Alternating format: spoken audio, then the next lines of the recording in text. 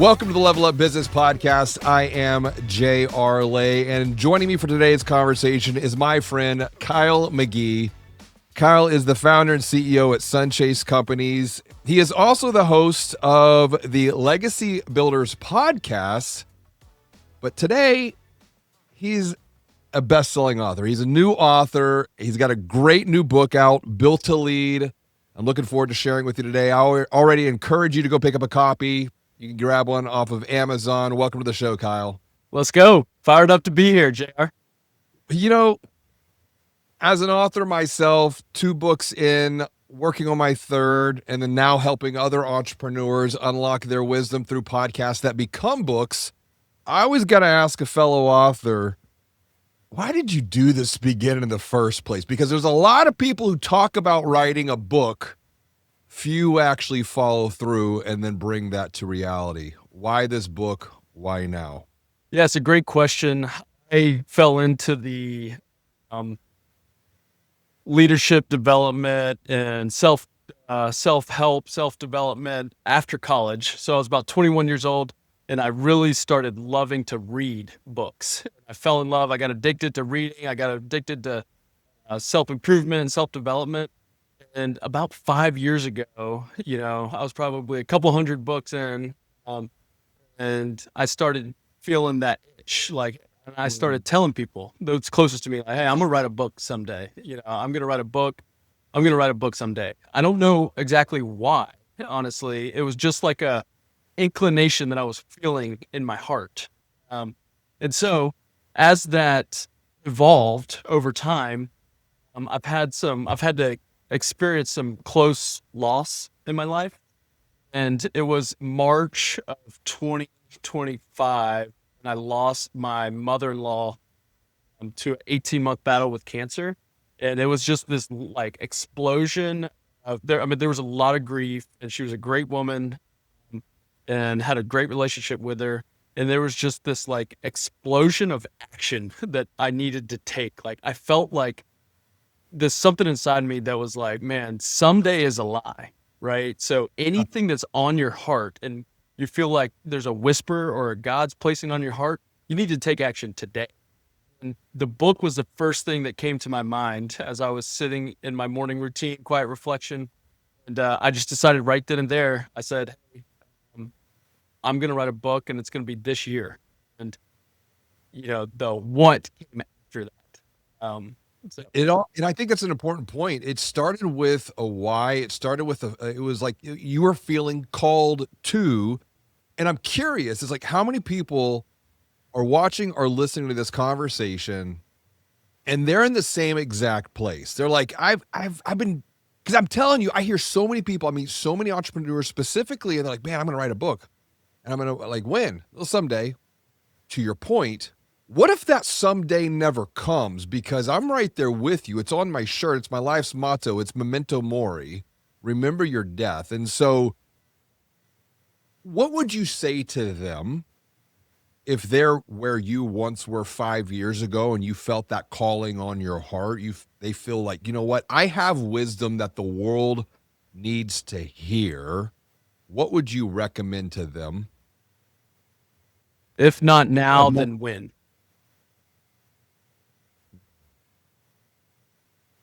What do you think holds them back from doing what they need to do? Because you've already done it. Yeah, no, I think we're as humans, we're all built very similar, right? And we all have similar limiting beliefs. We all have similar doubts, and it's typically the critic, right? It's what are they going to think of me?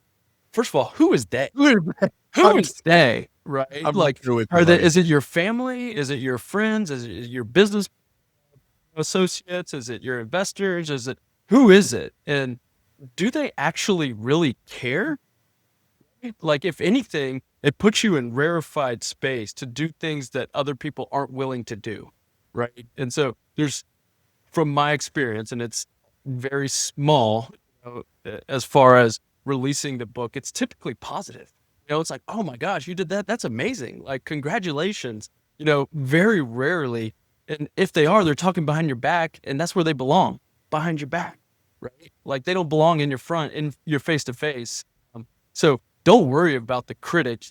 I've got the man in the arena quote posted Uh-huh. right next to my desk, and it's a reminder, and I won't read the whole thing, but for those of you that are familiar with it, it's, man, it doesn't matter about what the people outside the arena are saying or thinking or commenting or whatever.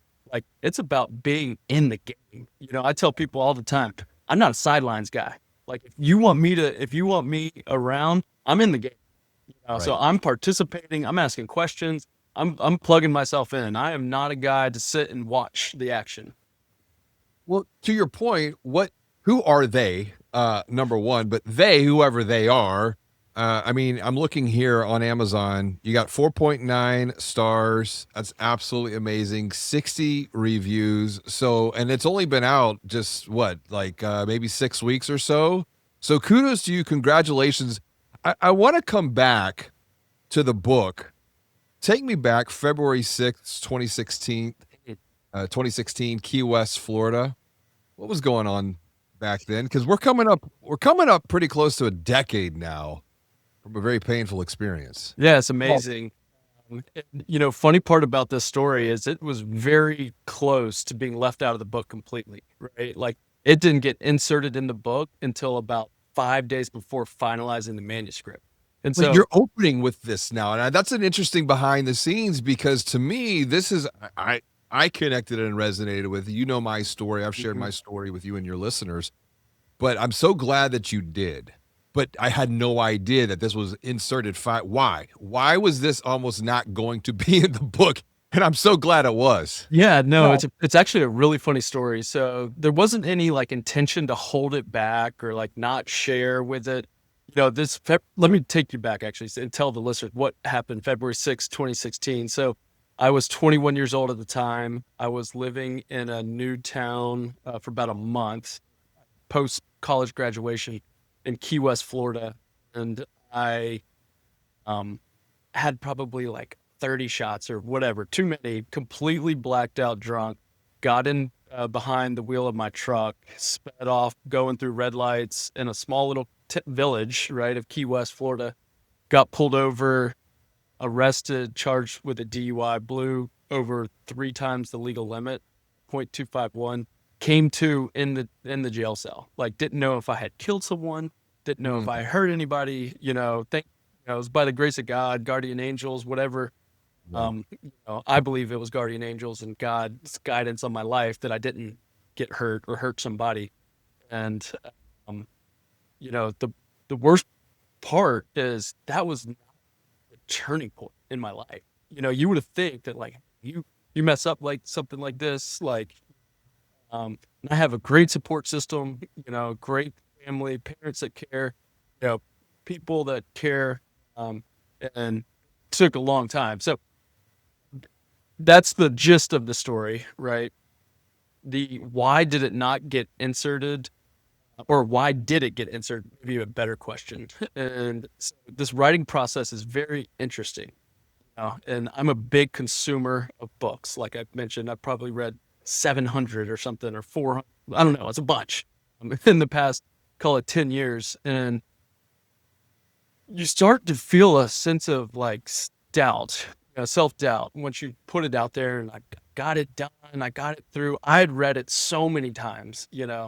My wife, I still don't think she's read it to this day. But That you only, makes sense.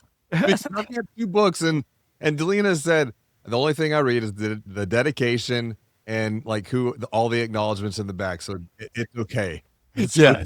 She's like, I live with you. I hear this stuff all day, every day. And I'm like, that's a good answer. No, but so I only had a few people reading it. But as I was going back through it, I'm like, man, this introduction is just not speaking to me. Like, how can I really capture the reader's attention? And shout out to my assistant, Kate Simmons.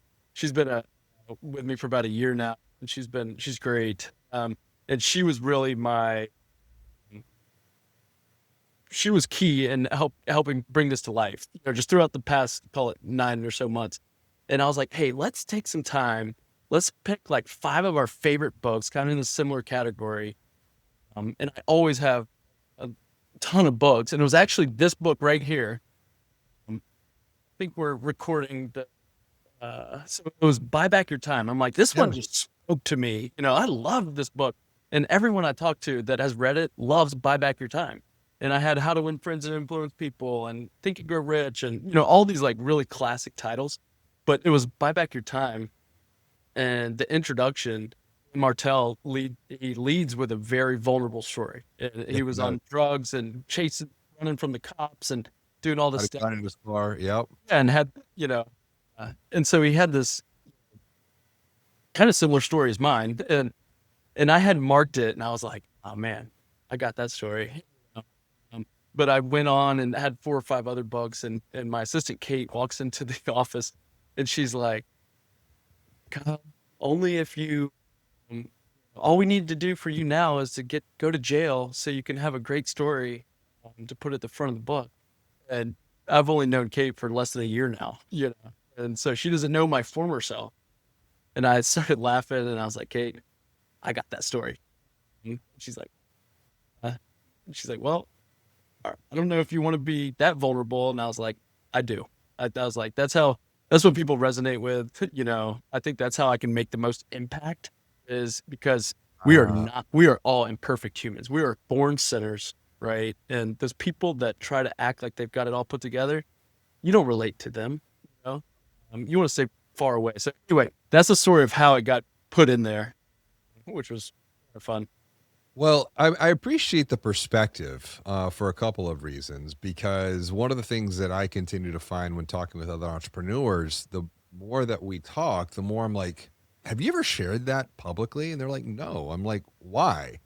They're like, I don't know. Cause I'm like, what? Are you embarrassed? They're like, well, yeah, but I'm like, but that's part of that's who you are. You can't, if you don't own and claim that, you're denying it and you're denying a part of yourself, you're denying a part of your past. And for me, it's about integration because you mentioned impact. So the more that I think we integrate the good, the bad, and the ugly, that's how we do create a bigger impact because our pain can become a platform that helps other people. The messes that we've made can become our message that helps inspire others. The tests that we have had become our testimony. And so someone came to the gel that night, visited you, your hero. Tell me about your dad because he's also part of this story too. And when I was reading the book, it really reminded me of once again, it's like you mentioned your mother-in-law. Your dad passed away 6 months, it was cancer at the age of 52. And as I was reading that, I'm like, my goodness, it's kind of another little wake up call for me because I'm closer to 52 than I am to 32 now. So tell me about your dad, Kyle. Yeah. And so he didn't make it to the jail cell. Fortunately, I got released the next morning. Key West from Pensacola. I live in Pensacola, Florida, is 14 hours. And so he did get in the car right as when I called them. So they didn't know until I called them out, but he came right down. But yeah, my dad, man, he was my hero for sure. He was a extremely hardworking man who taught me the work ethic that I have today. He taught me, how to take care of the quote unquote little people, right? To give back to those that are less fortunate. He was always about the underdog. He treated his employees like family, and he always, it was never about just making money.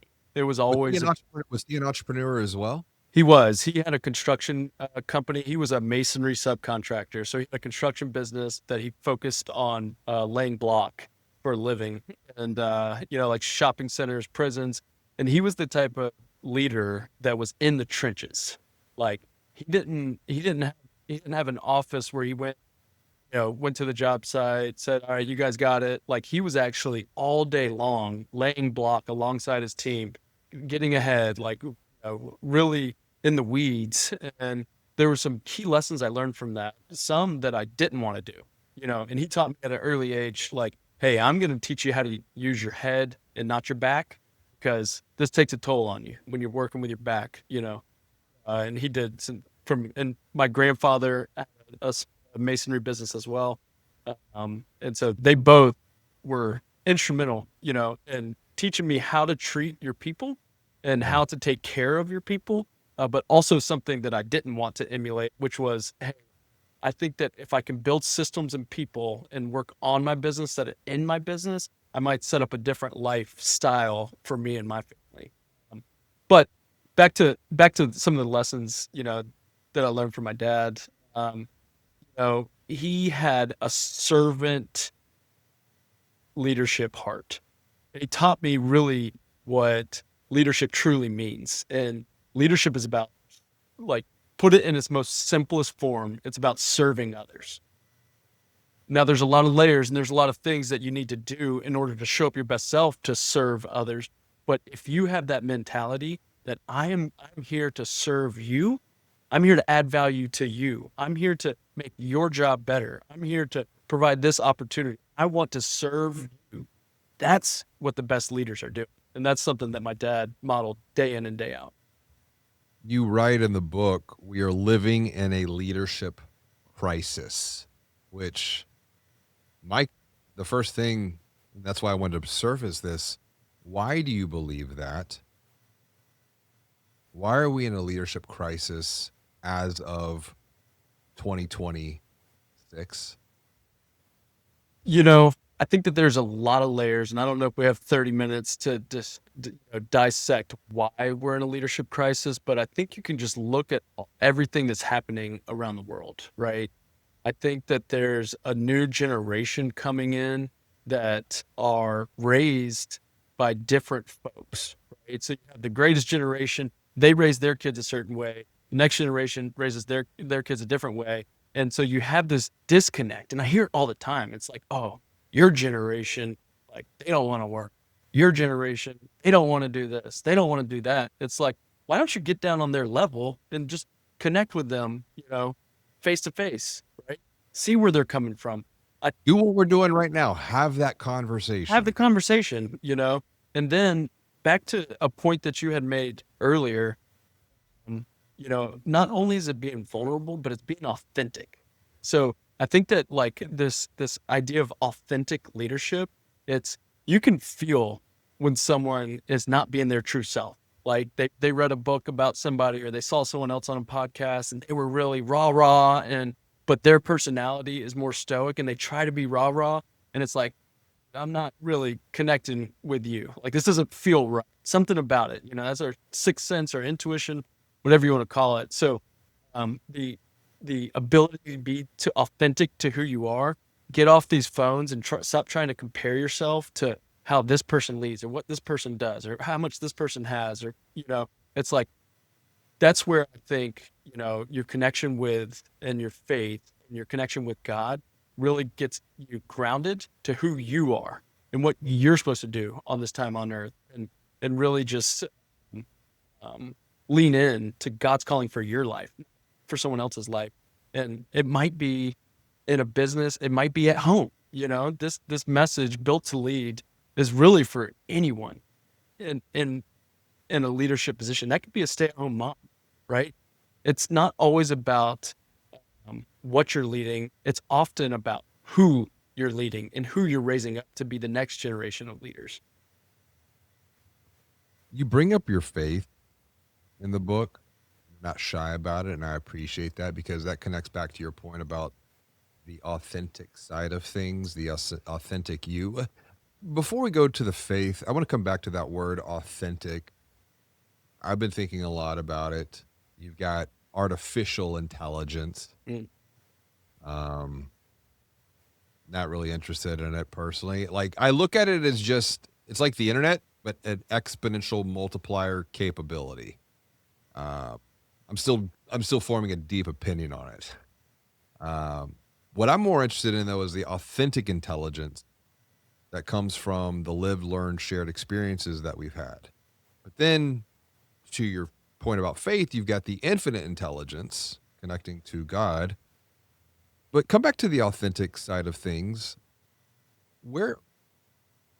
Why might there be leaders who are afraid to lean into who they really are and share that side of them? And as a result, they might be a great leader, but they're not the leader they could be because they're not fully embracing who they're being called to be. I think it's pretty clear. My answer to this would be they haven't done enough work on themselves to figure out who they really are. Right? Okay. Before you can lead anybody else, you've got to be able to lead yourself first. So I go back to, my early leadership journey, and I've been in business for myself since I was 21 years old. Like shortly after my incident, I was always a hard worker, but I was also a hard partier too. Right.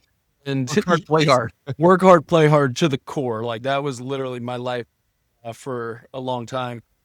So I've never lacked the work ethic, but I did lack the other side of it, which was like this whole life, like how you do one thing's how you do everything. Yeah. And so I think that it really takes a lot of intentional and direct work on yourself before you can really truly lead with like a message that resonates and to really get people to follow. It's you have to get your habits dialed in, right? I've been doing my morning routine, which I share in the book, and it's from 4:30 in the morning until 7. I've been doing that for 8 years now, and so it's taken 8 years of compound effect of getting my quiet time with the Lord every single morning, doing some meditation practice, journaling, reading something motivational, or, in the past year, instead of reading, I was writing something motivational, and then exercise and moving the mind. So you really have to work on yourself, and that's not selfish. Like that is the furthest thing from selfish that it could possibly be. That is you planting the foundation for how you show up for others, right? And so they need to go introspective to really come out and be their best self. It's interesting because I think about all the work that I've done as an entrepreneur. And before launching Level Up Business, I had another business and I was working with leaders, but in a different vertical. They were not an entrepreneurial vertical. I will tell you this, your point about having to work on yourself, the more that I encourage the work on the self, the more I felt like I was slowly realizing I was in the wrong place because this particular vertical, they didn't want to go there. Because like you, I've shared my story with you on your podcast. And by the way, if you haven't heard my story, go check out Kyle's podcast. That's awesome. Yeah.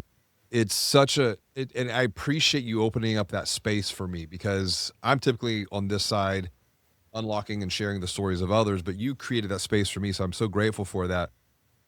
But I will tell you, it's like, and there's a recent song that I've put on my wife's playlist. And so what I do for her is if I hear a song and I'm like, okay, that's a song that she needs, I put it on her playlist on Spotify, and her playlist now is like 157 songs. But this one song is called Borrowed Time.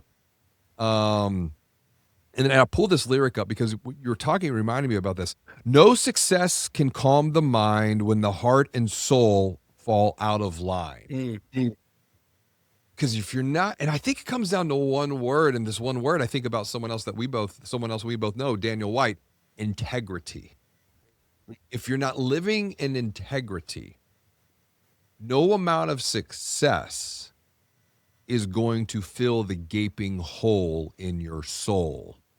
And that is where, let's come back to the point I was making before, and it's clear in the book, it's faith. What role has faith played for you in your leadership journey? JR, before we go there, I want to call out something that you just shared and make this distinction because I think it's very important. My pastor at our church, Upper Room Church in Gulf Breeze, Florida. Look it up if you're looking for a church. Nathan Pulley's the pastor. He's going through this series called Gradually Then Suddenly. And think of my leadership journey in, business journey, personal development, all of these things. It's gradual. This is where you lose people because you've been working on these habits. You've been doing these things differently and you haven't seen any change in 6 months, right? In a year, in 2 years, in 3 years. Next thing you know, you look back over yourself in 5 years, you don't recognize yourself. So it's a gradual very like non-linear line where it's like staying flat, flat, flat, flat. Then you start seeing some progress. You start making some progress, and then boom, then it's that monumental, massive, exponential leap, right? So Yeah. it's a gradual thing. That's same with when you're working on your self leadership or self development, or anything in life. Like it's every single day putting in the work and not looking for that instant gratification, just trusting. And that's where this ties into your next question about faith. Right. It's like when I was the most stressed I've ever been in my life. I have big ambitions, I have big goals, I go after big projects, I take a lot of risk. I have 3 kids under the age of 4 before my 4th wedding anniversary. You know, I like to go all in and do a lot. And I can I was feeling this stress in my shoulders and my neck. And I'm 31 now. So this was probably like 28 years old, 20, 20, 27, 28 years old. I'm like, this isn't right. Something's not right. And I realized that I was trying to do it all myself. And when I really surrendered, like truly surrendered and said, you know what? My faith is the most important thing in me. He's the one that's gotten me out of, you know, um, the grieving with my dad, instead using it as an inflection point to really change my life and grow. Same with my mother-in-law. And like, Yep. I looking back at like all of these, like, I was like leaning on God and my faith in the bad times, but like, what if I did it all the time? And what if I just said, what if I started getting more open and started sharing about my journey and all these things? It's like my whole body like just started like loosening its grip, I guess you could say. And it really just, realized that like,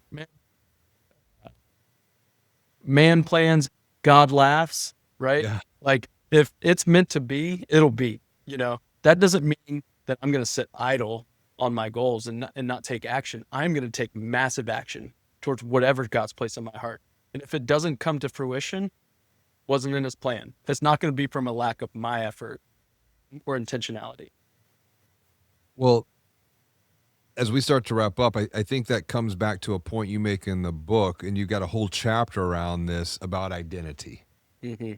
And the title of the chapter is Identity Before Influence. And I bring this up because, we're talking, we opened up about just writing a book. And what I thought about was your identity. Like this was put on your heart 5 years ago.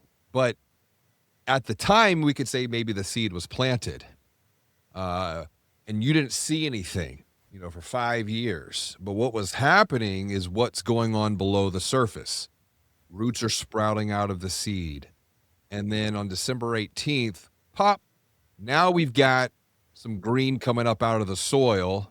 And I can't wait to see where this is going to be 12 months from now, because as this tree begins to grow, it is going to bear fruit. So that is going to be the external. It will be the invisible, and the invisible will come from the impact that this is making, the influence that you're having from it.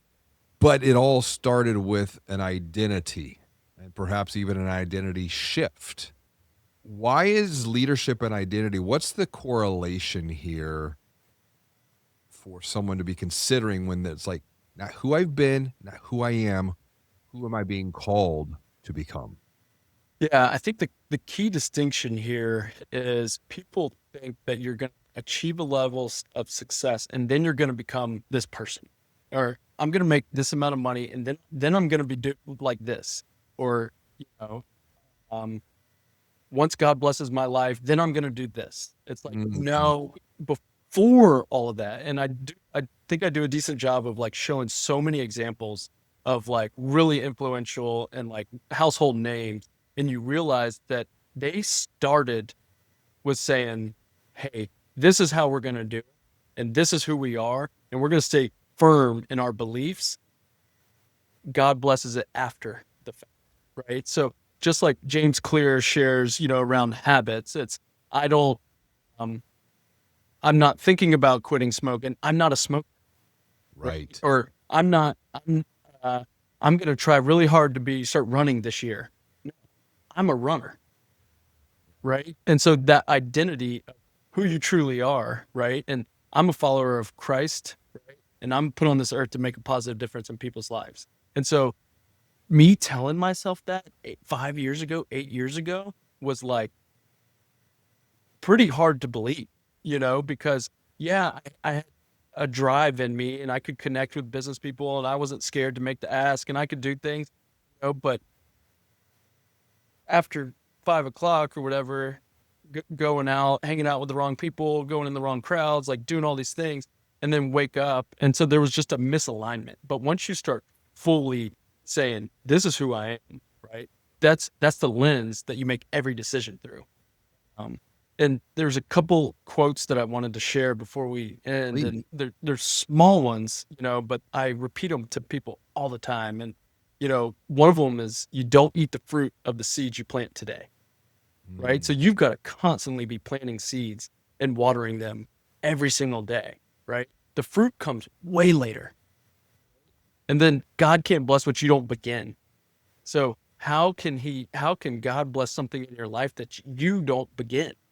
Right? If there's something called on your heart, or if there's a little whisper, and it's stayed around for it could be decades. I've talked to people on my team.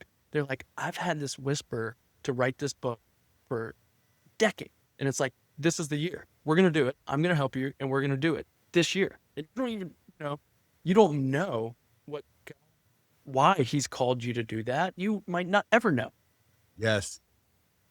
Well, right there, that's something that Joe Polizzi, who wrote Burn the Playbook, he interviewed me for, and I was talking about the whisper.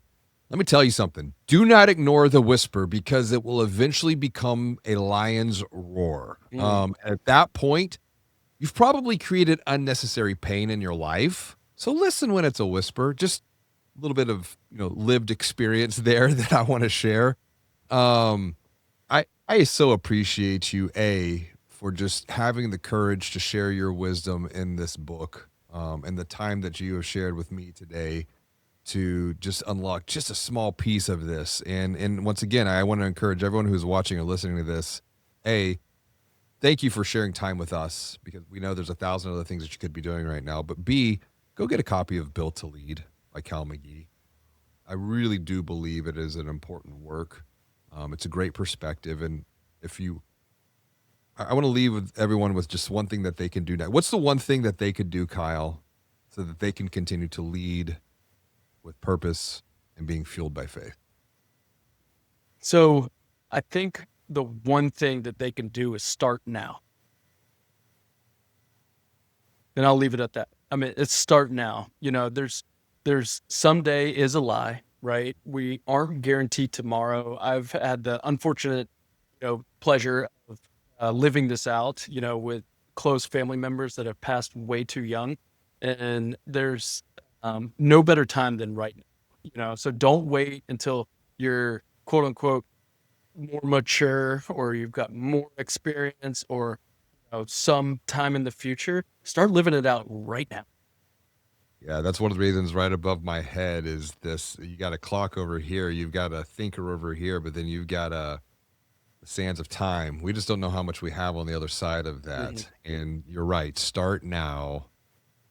And you'd be amazed at just one step, one day at a time, how far you can go. And that's why I'm so grateful for you.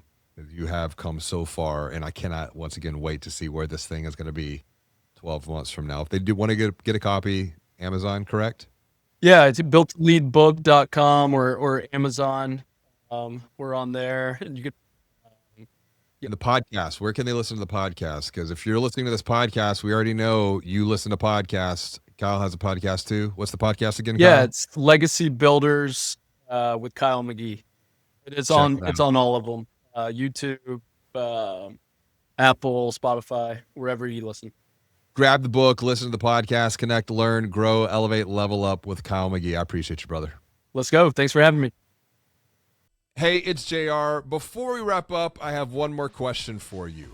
Are you a visionary entrepreneur who wants to elevate your brand and expand your influence to increase your impact? If this is you, you're the reason we're on a mission to amplify the voices of visionary entrepreneurs by unlocking their wisdom, sharing their stories, and publishing their books. So, When you are ready to level up your business and your life, send me a text to 832-240-1922.